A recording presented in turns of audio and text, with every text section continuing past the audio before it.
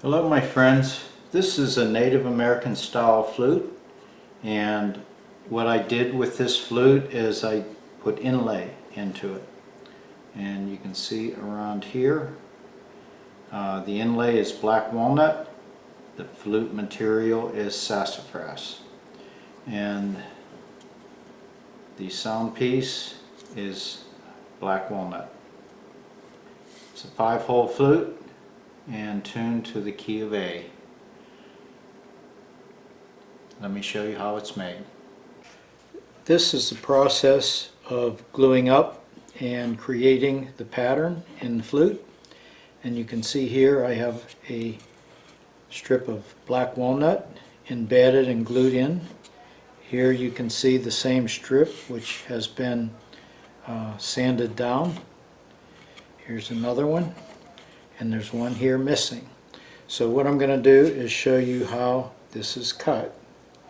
And first I need to remove the glue. This takes place in 4 different glue ups, so you have to have a little patience while you're doing this.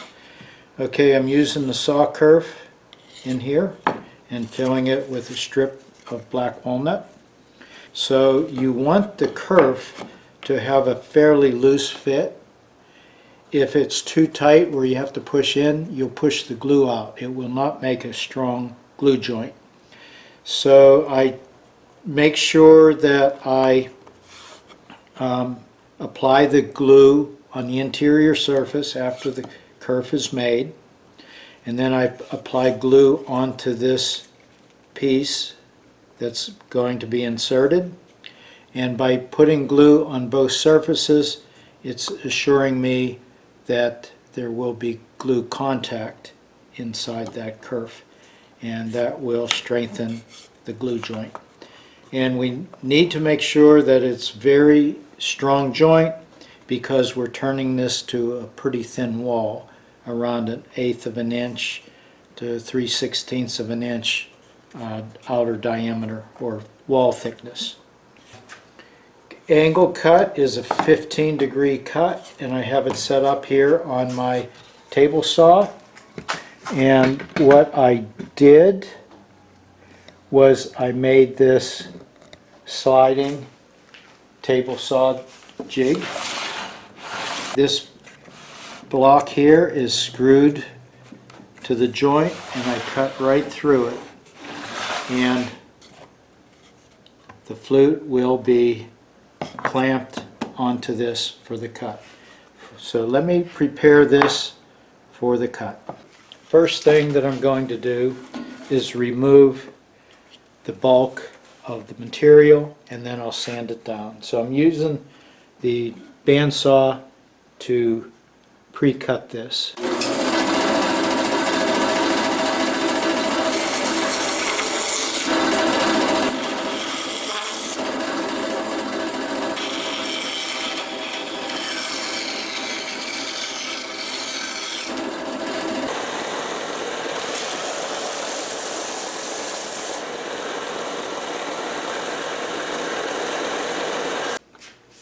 Okay, we need to cut this side, and if you look at my cuts, you can see there's about 3/16 of an inch that's left to the block, and the reason for that is I don't want this to separate into 2 individual pieces. This is keeping the wood and the material in line. So the cut has to go through here, so this side is down. And the back of the jig right here, this sits all the way to the back, and then I hold it with the C-clamp, and since the blade is set below this, I don't have to worry about it hitting the C-clamp. Okay, let's make the cut.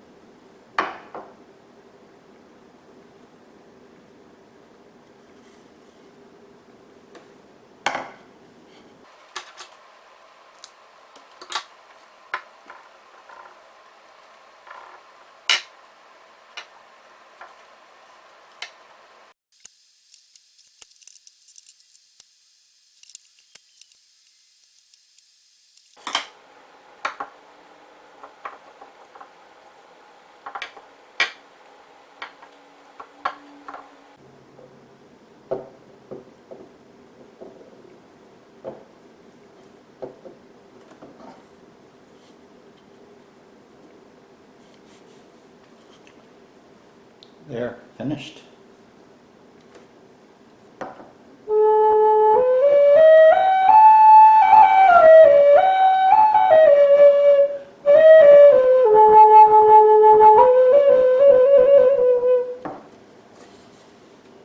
Thanks for watching, my friends. Bye-bye.